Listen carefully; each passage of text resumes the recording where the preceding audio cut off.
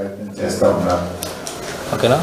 నేను ఒకటే కోరుతాను, దయచేసి సరే రాజకీయాలు ఎన్నికలు వచ్చినప్పుడు చేద్దాం, కానీ రాష్ట్ర ప్రయోజనాలు కాపాడే విషయంలో అధికార పక్షం ప్రతిపక్షం అనేటువంటి భేదాభిప్రాయం లేకుండా మనము అందరం కలిసి ఈ రాష్ట్ర హక్కుల్ని కాపాడాల్సిన బాధ్యత ఉంటుంది.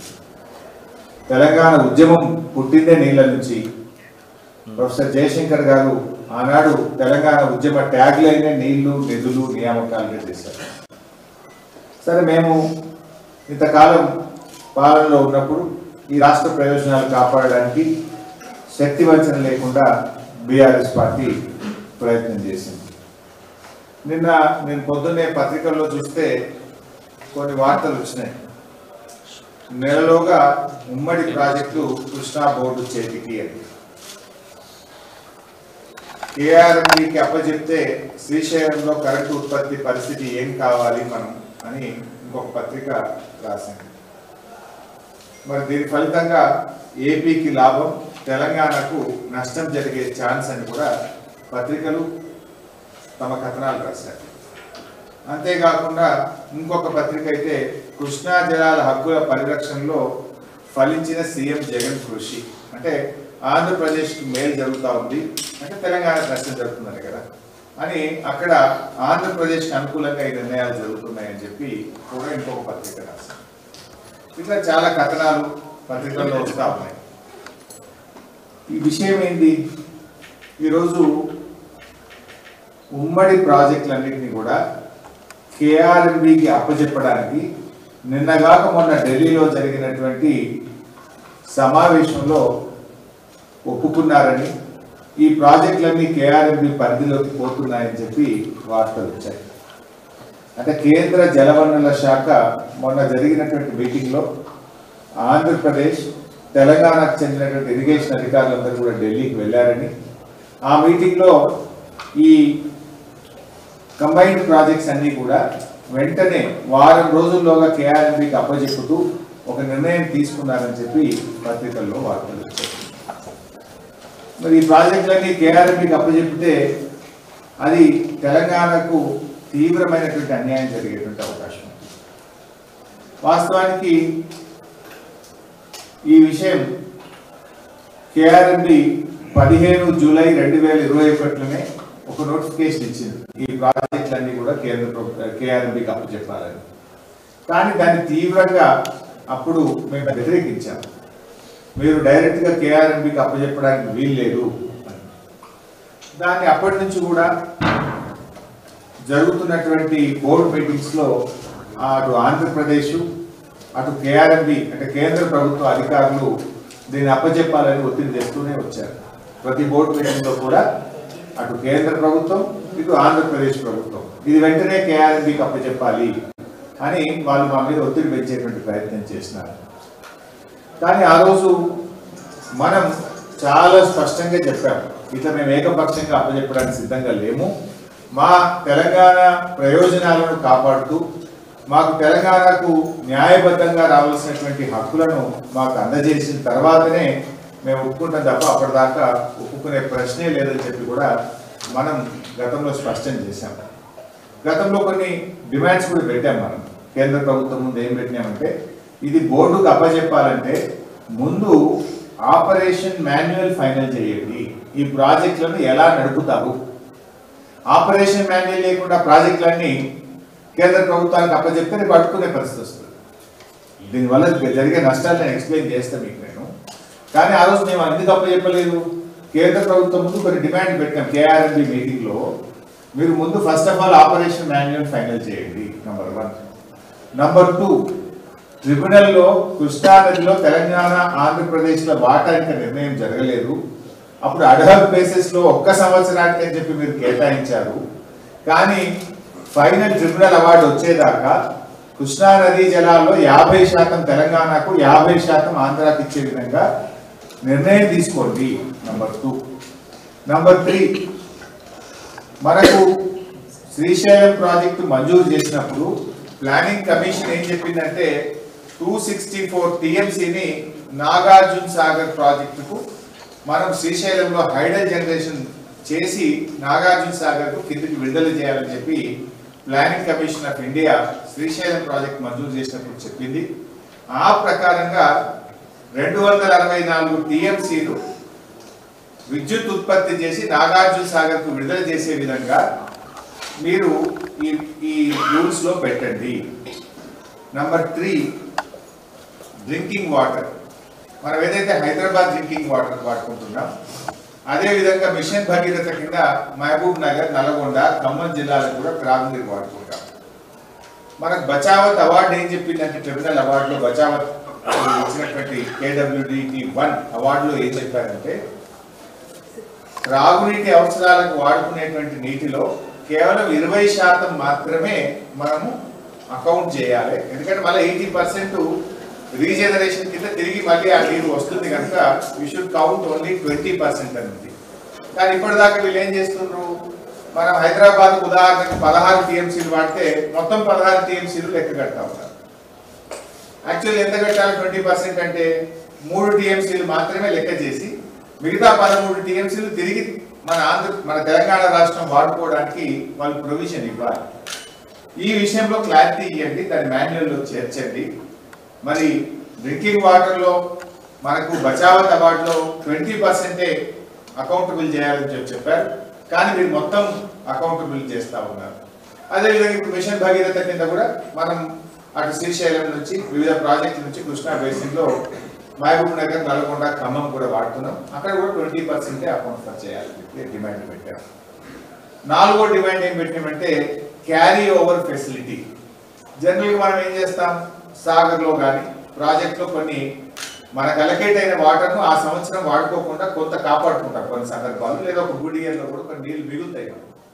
ఎందుకంటే నెక్స్ట్ ఇయర్ సకాలంలో వర్షాలు పడక నీళ్లు రాకపోతే నెక్స్ట్ ఇయర్ డ్రింకింగ్ వాటర్ అవసరాలను దృష్టిలో పెట్టుకొని కూడా కొన్ని కాపాడుకుంటాం. సపోజ్ నీళ్లు బాగా వచ్చినాయి, మరి మనం కాపాడుకున్న నీళ్లు క్యారీ ఓవర్ ఫెసిలిటీ కింద తిరిగి తెలంగాణ వాడుకోవడానికి హక్కు కల్పించాలి అనేటువంటి అంశాన్ని కూడా మనం ఆ రోజు డిమాండ్ చేశాం. అదేవిధంగా MDDL of Srisailam planning commission చెప్పిన విధంగా 830 ఫీట్లు మాత్రమే మెయింటైన్ చేయాలి. ఎందుకంటే that is a hydel project, 830 feet పెట్టాలని చెప్పి డిమాండ్ పెట్టారు. అదేవిధంగా పోతిరెడ్డిపాడు నుంచి వాళ్లకు న్యాయబద్ధంగా 34 టీఎంసీలు మాత్రమే వాడుకునేటువంటి హక్కు ఉన్నది. ఒకటి చెన్నై డ్రింకింగ్ వాటర్కు 15 టీఎంసీలు, SRBCకి 19 టీఎంసీలు. ఆ 34 టీఎంసీలకు వాళ్ళని పరిమితం చేయాలి. ఇవన్నీ డిమాండ్ అప్పుడు తెలంగాణ ప్రభుత్వం, అప్పటి తెలంగాణ ప్రభుత్వం KRMB ముందు పెట్టి ఇవన్నీ మీరు ఒప్పుకుంటేనే ఈ డ్రాఫ్ట్ నోటిఫికేషన్ మేము అంగీకరిస్తాం, లేకపోతే మేము ప్రాజెక్టులు మీకు అప్పచెప్పము, ఎట్టి పరిస్థితుల్లో మేము అప్పచెప్పడానికి సిద్ధంగా లేము అని మనం తీవ్రంగా అపోజ్ చేస్తూ వచ్చాము. అపోజ్ చేయడమే కాదు, మనం ఒక డిమాండ్ ఏం పెట్టామంటే ఈ అంశం మీద అపెక్స్ కమిటీకి రెఫర్ చేయండి. ఈ అంశం చాలా లోతైనటువంటి అంశం. మీరు ఇట్లా KRMB కేంద్ర ప్రభుత్వం ఏకపక్షంగా దీన్ని నోటిఫై చేస్తూ ఉన్నారు. ఇది మా రాష్ట్ర ప్రయోజనాలు దెబ్బతినేటువంటి అవకాశం ఉంది. దీన్ని అపెక్స్ కమిటీ మీటింగ్ పెట్టాలని చెప్పి అప్పుడు మేము డిమాండ్ చేయడం జరిగింది. మీ అందరికి తెలుసు అపెక్స్ కమిటీ అంటే కేంద్ర జలవనరుల శాఖ మంత్రి గారు చైర్మన్గా, ఇరు రాష్ట్రాల ముఖ్యమంత్రులు సభ్యులుగా ఈ అపెక్స్ కమిటీ అనేటువంటిది ఉంటుంది. ఇట్లా మీరు ఏకపక్షంగా ఇవ్వడానికి వీలు లేదు. ఇవన్నీ విషయాలు ఉన్నాయి, వీటన్నిటి మీద కూడా మాట్లాడాలి. Please refer this matter to apex committee అని చెప్పాను. మన ఏపీ రీఆర్గనైజేషన్ యాక్ట్ లో ఏముందంటే ఈ నదీ జలాల పంపిణీ విషయంలో ఏదైనా భిన్న అభిప్రాయాలు వచ్చినప్పుడు ఆ సమస్యను కృష్ణా రివర్ మేనేజ్మెంట్ బోర్డు కానీ జలవనరుల శాఖ తేల్చినప్పుడు ఆ అంశాన్ని అపెక్స్ కమిటీకి రెఫర్ చేయాలి. So that we made the demand. కానీ ఈ రోజు వీళ్ళు ఏం చేస్తున్నారు, ఢిల్లీకి పోయి మంచిదని ఒప్పుకున్నారని వారం రోజుల లోపల ఇవన్నీ KRMBకి అప్పచెప్తున్నారు అన్నట్టుగా వార్తలు వస్తా ఉన్నాయి. మరి ఇవన్నీ పరిస్థితి ఏం కావాలి? మీరు ఒకవైపు ఏం చెప్తున్నారు, జాతీయ ప్రాజెక్టు తెస్తామని చెప్తే మొన్న ఢిల్లీకి పోయి కదా, జాతీయ ప్రాజెక్టు తెస్తామని ఢిల్లీకి పోయి ఉన్న ప్రాజెక్టులను ఢిల్లీకి అప్పచెప్పే ప్రయత్నం చేస్తున్నట్టు కనపడతాం. ఇది కాదు కదా, ఇది మన రాష్ట్ర హక్కులు దారుణంగా దెబ్బతినేటువంటి అవకాశం ఉంది. అయితే మరి ఏ రకమైనటువంటి నష్టాలు జరిగే అవకాశం? ఇప్పుడు ఒకవేళ ఈ KRMB పరిధిలోకి ఈ అంశాలన్నీ తేలకుండా KRMB పరిధికి పోతే మనకు చాలా నష్టాలు జరిగే అవకాశం. ఒకవైపు మన కృష్ణా నదిలో మన వాటా తేలే విషయం ట్రిబ్యునల్లో మేము పోరాడి కొత్త ట్రిబ్యునల్ వేయడానికి కేంద్ర ప్రభుత్వంని మెడలు వచ్చి ఒప్పించారు. సుప్రీంకోర్టుకు పోయినాం, కేంద్ర ప్రభుత్వం దగ్గర పోయినాం, కేంద్ర ప్రభుత్వం వినకపోతే సుప్రీంకోర్టు గడప దొక్కినాం, మళ్ళీ కేంద్ర ప్రభుత్వం దిగొచ్చి మీరు కేసు విత్డ్రా చేసుకుంటే మేము ట్రిబ్యునల్ వేస్తామంటే కేసు విత్డ్రా చేసుకున్నాం. కేంద్రం మీద స్వయంగా కేసీఆర్ గారే ఢిల్లీకి పలుమార్లు వెళ్లి కేంద్ర జలవనరుల శాఖ మంత్రి గారిని కలిసి ఒప్పించి మెప్పించి ఇవాళ కృష్ణా నదీ జలాల పంపిణీ కోసం ట్రిబ్యునల్ ని కూడా కాన్స్టిట్యూట్ చేయడంలో అప్పుడు మేము విజయం సాధించాం. సో ఆ నదీ జలాల పంపిణీ జరగాల్సినటువంటి అవసరం. ఇవాళ ఇప్పుడు నేను చెప్పినటువంటి ఇష్యూస్ అన్నిటి మీద కూడా ఒక క్లారిటీ రావాల్సిన అవసరం. ఇవన్నీ రాకుండా ఆపరేషన్ మాన్యువల్ లేకుండా మరి కేంద్ర ప్రభుత్వానికి అప్పచెప్తే రేపు మన పరిస్థితి ఏమైతుంది? ఈ రాష్ట్రం తీవ్రమైనటువంటి నష్టం జరుగుతుంది. ఉదాహరణకు ఒక 4-5 మీ ముందు వచ్చే ప్రయత్నం చేస్తా. రాష్ట్ర ప్రజలకు తెలవాలి, రాష్ట్ర ప్రభుత్వం కూడా అట్లీస్ట్ దీన్ని పాజిటివ్ గా తీసుకొని స్పందిస్తారని చెప్పి నేను ఆశిస్తా ఉన్నాను. రాష్ట్రానికి జరిగే నష్టాలు ఒక 4-5 మీ ముందు వచ్చేటువంటి ప్రయత్నం చేస్తాను. ఒకటి వాళ్ళ డీటెయిల్ కూడా ఎక్స్పెక్ట్ చేస్తా. ఆ 5 నష్టాలు చెప్పి డీటెయిల్ గా ఒక్కొక్క రంగం మీద కూడా మీకు చెప్పే ప్రయత్నం చేస్తాను. మొదటిది హైడల్ పవర్ జనరేషన్ లో మనం స్వయం ప్రతిపత్తిని కోల్పోతాం. ఇవాళ మనకేముంది, శ్రీశైలం లెఫ్ట్ బ్యాంక్ కెనాల్ మన కంట్రోల్లో ఉంది, శ్రీశైలం లెఫ్ట్ పవర్ స్టేషన్ మన కంట్రోల్లో ఉంది. మనం ఎప్పుడు కావాలంటే అప్పుడు పీక్ అవర్స్ లో ఇలా హైడల్ పవర్ జనరేట్ చేసుకుంటుంది. అది 900 మెగావాట్ల hydel power generation station. So అది ఉండడం వల్ల మనకి ఎంత కంఫర్ట్ వచ్చిందంటే ఎప్పుడంటే అప్పుడు పీక్ అవర్స్ లో ఉదయం పూట సాయంత్రం పూట హైడల్ పవర్ జనరేట్ చేస్తుంది. నార్మల్గా ఏమైతుంది పైసా, కరెంట్ ఒకవేళ థర్మల్ పవర్ ఉత్పత్తి చేయాలంటే 10 గంటల సమయం పడుతుంది, 10 hours టైం పడుతుంది. Of course I will explain in detail. ఒకటి హైడల్ పవర్ జనరేషన్ లో మనము ఈ రాష్ట్ర ప్రభుత్వం హక్కును కోల్పోతుంది, మనకు తీవ్రమైనటువంటి నష్టం జరుగుతుంది. రెండవది సాగర్ ఆయకట్టు దెబ్బతినేటువంటి అవకాశం. మనకు Nagarjuna Sagar left bank canal కింద దాదాపు 5 లక్షల ఎకరాలు మనకు ఆయకట్టు ఉన్నది. రేపు వాళ్ళు శ్రీశైలం నుంచి అటే నీళ్ళు తీసుకపోతే మన సాగర్ ఆయకట్టు దెబ్బతింటుంది. రెండు. మూడవది డ్రింకింగ్ వాటర్. హైదరాబాద్కు మన మహబూబ్ నగర్ నల్గొండకు త్రాగునీటి విషయంలో సమస్యలు తలెత్తేటువంటి అవకాశం ఉంటుంది.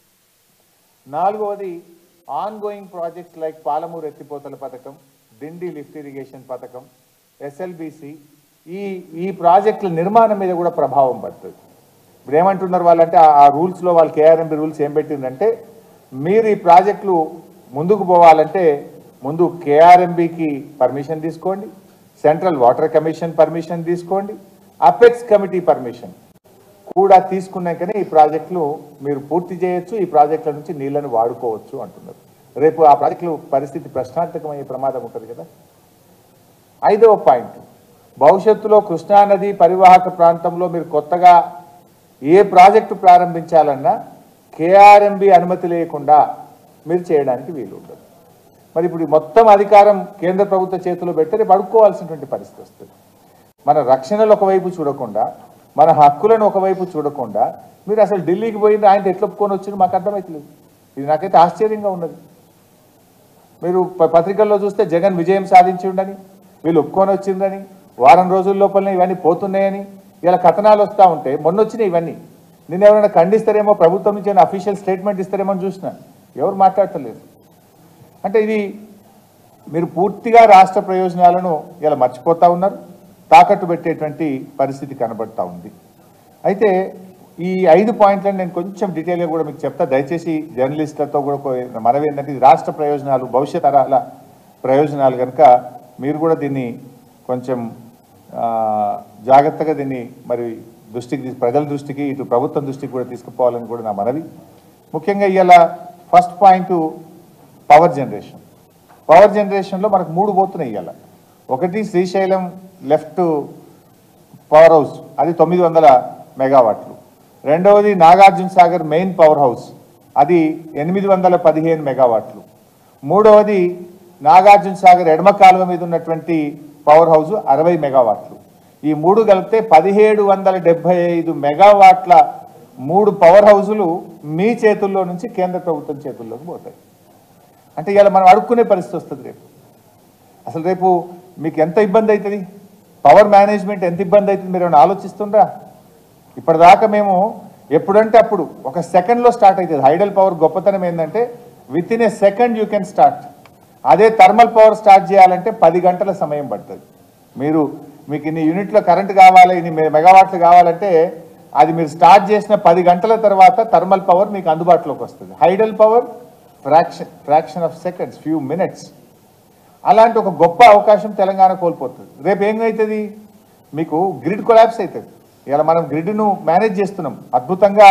మనము ఎక్కడ కూడా గ్రిడ్ మీద ఓవర్లోడ్ కాగానే ఆ పీక్ అవర్స్లో హైడల్ పవర్ జనరేట్ చేస్తున్నాం. గ్రిడ్ను జాగ్రత్తగా తెలంగాణ ప్రభుత్వం గత 9.5 ఏళ్లుగా మేనేజ్ చేస్తూ వచ్చింది. దానివల్ల ఏమవుతుంది? రేపు భవిష్యత్తులో ఏమవుతుంది? మీరు పీక్ అవర్స్లో కరెంట్ కావాలంటే కేఆర్ఎంబీకి దరఖాస్తు పెట్టాలి, వాళ్ళు అనుమతి ఇవ్వాలి, నువ్వు స్టార్ట్ చేయాలి. వాడు ఎప్పుడు అనుమతి ఇవ్వాలి, నువ్వు ఎప్పుడు స్టార్ట్ చేయాలి. అప్పట్లో గ్రిడ్ కొలాప్స్ అయిపోతుంది. లేదా అధిక ధరకు నువ్వు బయట కరెంటు కొనాల్సి వస్తుంది. అది సాధ్యమయ్యే పనేనా? అంటే దీని మీద మీరు ఎందుకు ఆలోచించలేకపోతున్నారని నేను రాష్ట్ర ప్రభుత్వాన్ని అడుగుతా ఉన్నా. సో ఈ దాదాపు దీని ద్వారా మనకు వచ్చేది ఏంటంటే యావరేజ్ ఇప్పటిదాకా మనం చూస్తే 5,000 మిలియన్ యూనిట్ల కరెంటు మనం ఈ హైడల్ పవర్ స్టేషన్ ద్వారా తీసుకుంటా ఉన్నాం. మనకు జనరల్గా హైడల్ పవర్ ఉత్పత్తి కాస్ట్ 2.5 అవుతుంది. అదే థర్మల్ పవర్ బయట కొంటే అండ్ యావరేజ్ ₹5.50 అవుతుంది. అంటే చాలా చీప్గా వచ్చేటువంటి పవరు హైడల్ పవర్. చీప్గా రావడమే కాదు, అత్యవసర పరిస్థితుల్లో ఓవర్లోడ్ అయినప్పుడు గ్రిడ్ కొలాప్స్ కాకుండా వెంటనే దాన్ని స్టార్ట్ చేసే అవకాశం మన చేతుల్లో నుంచి ఇవాళ బీజేపీ ప్రభుత్వం చేతుల, కేంద్ర ప్రభుత్వ చేతుల పెట్టి రేపు అడుక్కునేటువంటి పరిస్థితి రాష్ట్రానికి వస్తుంది. ఇంకోటి ఉంది, ఇంకొక అడ్వాంటేజ్ కూడా ఉంది. టేల్ పాండ్. మనం ఏం చేసినామంటే టేల్ పాండ్ కట్టుకొని సాగర్ దగ్గర రివర్స్ జనరేషన్ నాన్ పీక్ అవర్స్లో కరెంట్ ఎక్కువ ఉంటుంది. కొన్ని సందర్భాల్లో వాడకం తక్కువ ఉండి కరెంట్ ఎక్కువైతే గ్రిడ్ కొలాప్స్ అవుతుంది, కరెంట్ తక్కువైతే గ్రిడ్ కొలాప్స్ అవుతుంది. కరెంట్ ఎక్కువ ఉన్నప్పుడు ఏం చేస్తున్నాము? మనం కట్టుకున్న టేల్ పాండ్ ద్వారా రివర్స్ పంప్ చేస్తున్నాం ప్రాజెక్టులోకి. రివర్స్ పంప్ చేసి మళ్ళీ అవసరం ఉన్నప్పుడు పీక్ అవర్స్లో కరెంటు ఉత్పత్తి చేసుకుంటున్నాం. కరెంటు ఎక్కువ ఉన్నప్పుడు విద్యుత్తును వాడి టేల్ పాండ్ నీళ్లను ప్రాజెక్టులోకి పంపు చేస్తున్నాం. కరెంటు పీక్ అవర్స్లో అవసరం ఉన్నప్పుడు ప్రాజెక్ట్ నుంచి నీటి విడుదల చేసి కరెంటును ఉత్పత్తి చేస్తూ రాష్ట్రం యొక్క ప్రయోజనాలను ఇంతకాలం కాపాడుతూ వచ్చినాం. రేపు నువ్వు టేల్ పాండ్ నడపాలన్నా, పవర్ జనరేషన్ ప్లాంట్ నడపాలన్నా కేఆర్ఎంబీకి, కేంద్ర ప్రభుత్వానికి దరఖాస్తులు పెట్టుకుని వాళ్ళ చుట్టూ తిరగాల్సినటువంటి పరిస్థితి ఏర్పడుతుంది. ఇలా వాస్తవానికి టెయిల్ పాండ్ నుంచి మన ప్రభుత్వం వచ్చిన తర్వాత ఇప్పటికీ దాదాపు 300 టీఎంసీలు రివర్స్ పంపింగ్ చేసినాం. గత 10 ఏళ్లలో బీఆర్ఎస్ ప్రభుత్వం టెయిల్ పాండ్ ద్వారా ఇటు 300 టీఎంసీలు మనం రివర్స్ పంపింగ్ చేసుకొని అద్భుతంగా మన విద్యుత్ వ్యవస్థను చక్కగా మనం నడపగలిగాం. సో రేపు ఏమైతుంది? మీరు ఎట్లా నడపగలుగుతారు? పీక్ అవర్స్లో 1 నిమిషంలో కరెంట్ కావాలి, పీక్ లోడ్ పెరుగుతుంది అంటే గ్రిడ్ కొలాప్స్ అవుతుంది. అయితే పవర్ కట్ చేయాలి లేదా విద్యుత్ ఉత్పత్తి చేయాలి. అంటే రేపు ఏమైతాయి? అప్రకటిత కరెంటు కోతలు వచ్చే ప్రమాదం ఉంటుంది. గ్రిడ్ కొలాప్స్ కావద్దు, గ్రిడ్ ఓవర్లోడ్ అయిందంటే either you have to cut the power or you have to generate the power. Generate చేయాలంటే అది థర్మల్లో ఆ ఫ్లెక్సిబిలిటీ ఉండదు, హైడల్లో మాత్రమే ఆ ఫ్లెక్సిబిలిటీ ఉంటుంది. Tomorrow will lose that opportunity. ఇది బేసికల్లీ విద్యుత్ విషయంలో తెలంగాణకు అన్యాయం జరుగుతుంది. వాస్తవానికి ఇదే బీజేపీ కాంగ్రెస్లు గతంలో కూడా మనకు అన్యాయం చేసినారు కరెంటు విషయంలో. తీవ్రమైనది ఆ రోజు రాష్ట్రం వచ్చిన తొలినాళ్లలోనే 7 మండలాలను లోయర్ సీలేరు పవర్ ప్రాజెక్టును ఆంధ్రాకు అప్పచెప్పి ఆనాడు తెలంగాణకు అన్యాయం చేసింది ఇదే బీజేపీ కాంగ్రెస్లు. బీజేపీ బిల్లు పెట్టింది, కాంగ్రెస్ వాళ్ళు మద్దతు ఇస్తే 7 మండలాలు పోయినాయి, లోయర్ సీలేరు పవర్ ప్రాజెక్టు పోయింది. ఆ రోజు కూడా తెలంగాణ ప్రయోజనాలను కాపాడడం కోసం పోరాటం చేసింది ఇదే బీఆర్ఎస్ పార్టీ. ఆనాడు కేసీఆర్ గారు ముఖ్యమంత్రిగా నామినేట్ అయి ఇంకా పదవీ బాధ్యతలు చేపట్టక ముందే తెలంగాణ బంద్కు పిలుపునిచ్చిండ్రు. ఆ రోజు ఈ బిల్లును అపోజ్ చేసిన మేము పార్లమెంట్లో ఆ రోజు గట్టిగా కేంద్ర ప్రభుత్వం మీద ఒత్తిడి తెచ్చే ప్రయత్నం చేసినాం.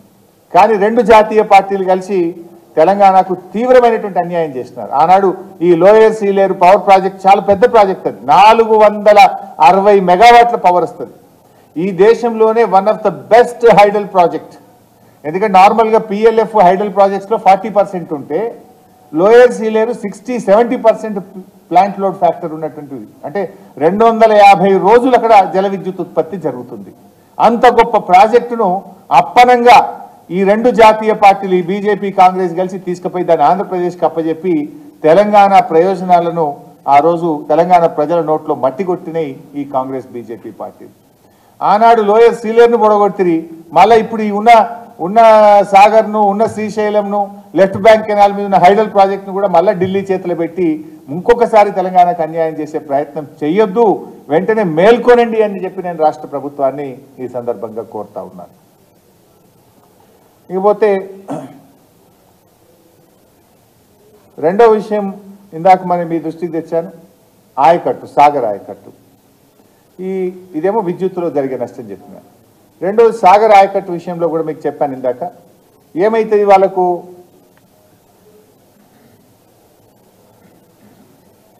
పోతిరెడ్డిపాడు ద్వారా వాళ్ళు ఎక్కువ నీళ్ళు అక్కడనే శ్రీశైలం నుంచి తీసుకుపోతారు కదా. ఎన్ బ్లాక్ అలాట్మెంట్ మన దగ్గర ఉన్న సిస్టమ్ ఏంది, బచావత్ ఇచ్చినటువంటి అవార్డు ప్రాజెక్ట్ వైజ్ అలొకేషన్ లేదు, స్టేట్ వైజ్ ఎన్ బ్లాక్ అలాట్మెంట్ ఉంది. వాళ్ళు ఈ మధ్య ఏం చేస్తుండ్రు, కృష్ణా డెల్టాకు గోదావరి పట్టిసీమ లిఫ్ట్ పెట్టుకొని కృష్ణా నది జలాలు అవసరం లేకుండా ఇటు పట్టిసీమ ద్వారా గోదావరి జలాలు తీసుకుపోయి కృష్ణా డెల్టాకు నీళ్లు పారించుకుంటున్నారు. రేపు ఏం చేస్తారు వాళ్ళు ఎన్ బ్లాక్లో, శ్రీశైలం నుంచి అటు పోతిరెడ్డిపాడు ద్వారా నీళ్లు తీసుకుపోతే నీకు హైడల్ జనరేషన్ ఎట్ శ్రీశైలం నష్టపోతావు, హైడల్ జనరేషన్ ఎట్ సాగర్ నష్టపోతావు. అన్నిటికంటే ముఖ్యంగా సాగర్ ఆయకట్టుకు నీళ్లు ఉండే కదా. నువ్వు పోతిరెడ్డిపాడు ద్వారా నువ్వు కావలసిన నీళ్లు ఆంధ్రప్రదేశ్కు కేటాయించినటువంటి నీళ్ల నుంచి వాళ్ళ శ్రీశైలం నుంచే తీసుకపోతే రేపు నాగార్జున సాగర్ ఎడమ కాలువకు ఆయకట్టుకు కూడా నీళ్లు లేకుండా అయ్యే ప్రమాదం ఉన్నది, ఉన్న ఆయకట్టు కూడా దెబ్బతినే ప్రమాదం ఉన్నది. అందువల్ల వెంటనే ఈ రాష్ట్ర ప్రభుత్వం మేల్కొనాలే, మన రాష్ట్రం యొక్క హక్కులను కాపాడాలని చెప్పి నేను కోరుతా ఉన్నా.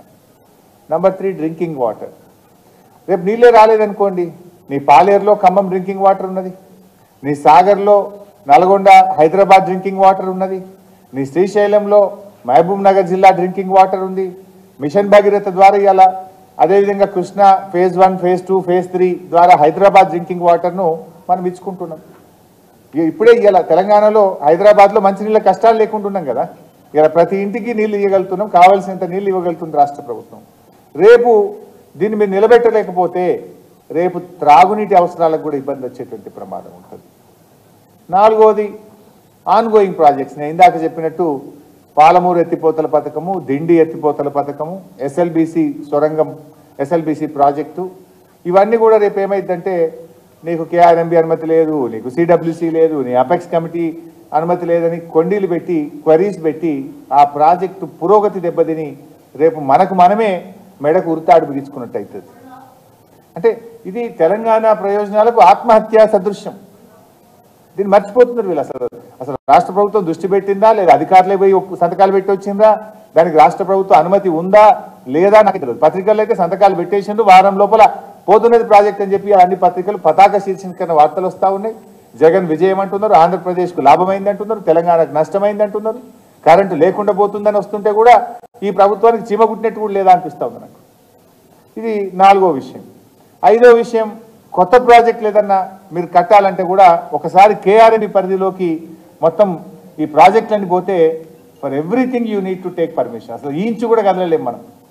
అంటే రేపటి భవిష్యత్తుకు కూడా మనకు ఇబ్బంది జరిగేటువంటి అవకాశం ఉంటుంది.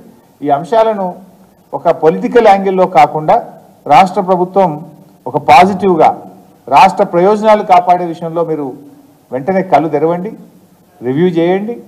ఇది కేఆర్ఎంబి పరిధిలోకి పోకుండా కాపాడండి. పోవడానికంటే ముందు మనం ఏదైతే డిమాండ్లు గత ప్రభుత్వం మేము పెట్టినామో అయితే ఆ డిమాండ్లన్నింటినీ ఒప్పించండి. లేదు అపెక్స్ కమిటీ ముందుకు తీసుకుపోయి అపెక్స్ కమిటీలోనైనా మన వాదనలు బలంగా వినిపించి మన రాష్ట్ర ప్రయోజనాలు కాపాడడం కోసం మీరు వెంటనే ప్రయత్నం చేయాలని చెప్పి నేను రాష్ట్ర ప్రభుత్వాన్ని ఈరోజు డిమాండ్ చేస్తా ఉన్నా. ఇలా ఒక విషయం క్లియర్, ఇప్పుడు మళ్ళీ దీని ద్వారా ఒక క్లారిటీ ఏమొస్తుంది బైసాబ్, తెలంగాణ ప్రయోజనాలు కాపాడాలంటే గులాబీ జెండోలు ఒక్కలే కాపాడగలుగుతారు. ఇది చరిత్ర చెప్తుంది, ప్రస్తుతం జరుగుతున్న తీరు కూడా కనబడుతుంది.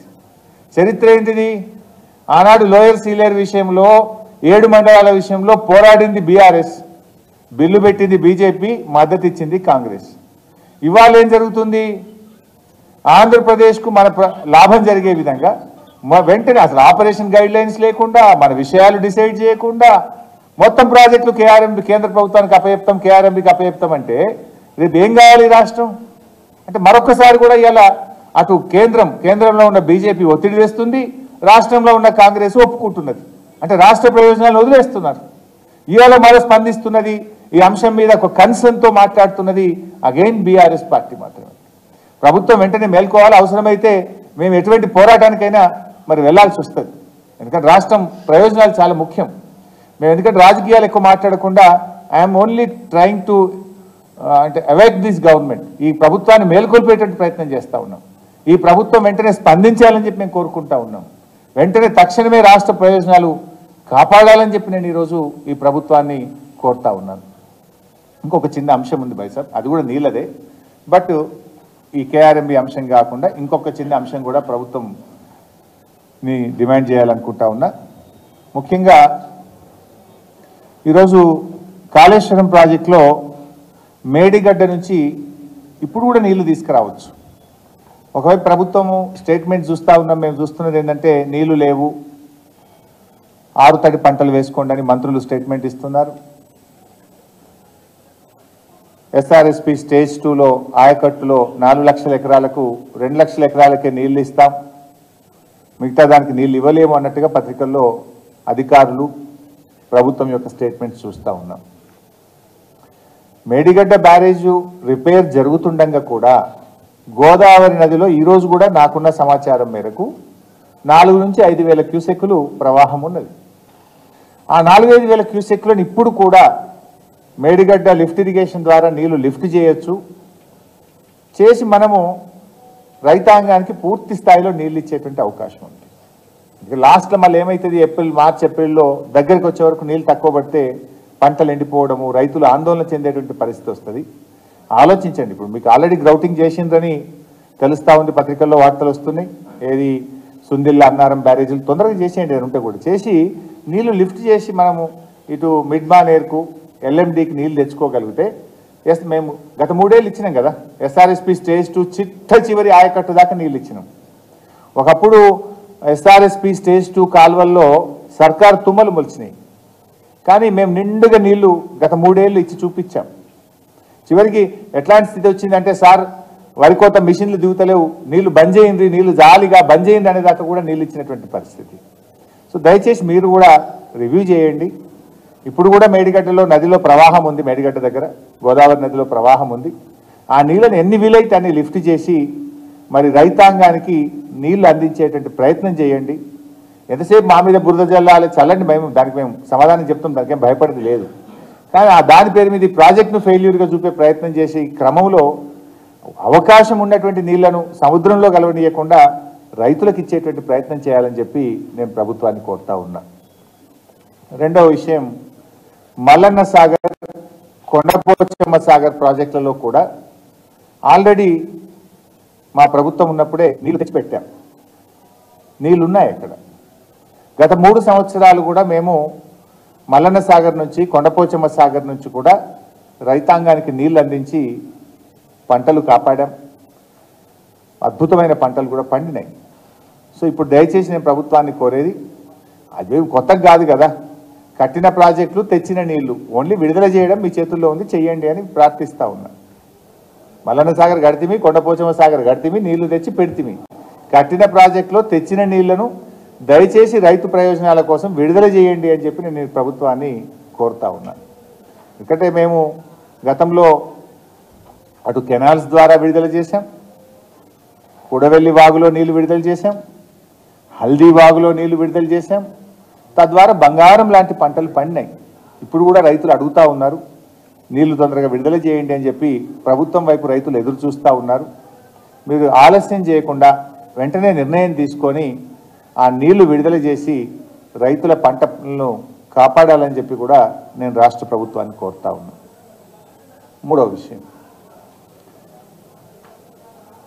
ఈ మాకు తెలుస్తున్న సమాచారం ఏంటంటే, ఈ మోటార్లు ఇటు కాళేశ్వరంలో కానీ వివిధ లిఫ్ట్ ఇరిగేషన్ ప్రాజెక్టులలో రాష్ట్ర ప్రభుత్వం మోటార్లను ఆన్ అండ్ ఆఫ్లో వాడుతూ ఉన్నారు. ఇవి చాలా పెద్ద మోటార్లు.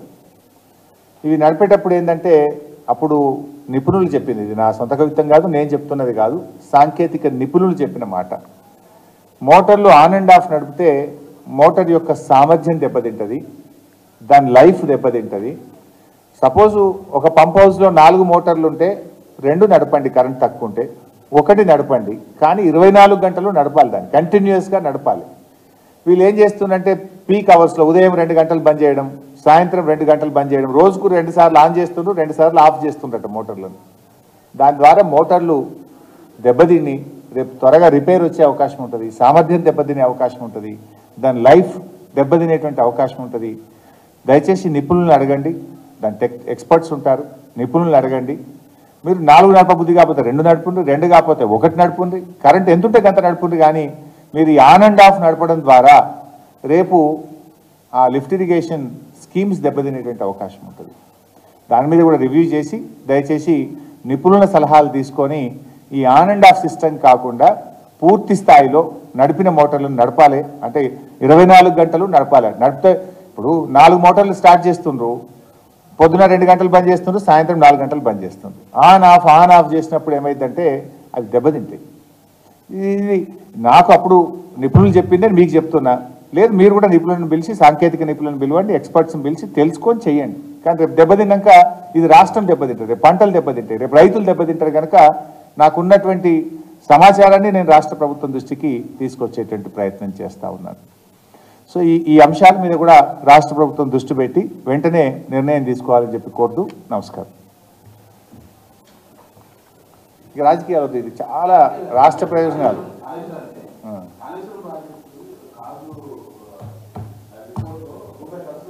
రేపు అడుగు బాస్ అన్నీ చెప్తాను. నువ్వు ఇంత మంచి రేపు భవిష్యత్ తరాల సమస్య పోతుంది, నువ్వు అదే హెడ్డింగ్ పెడతావు బాస్. నువ్వు నాకేంటంటే నేనేం విమర్శలు కూడా ఎక్కువ చేయలేదు.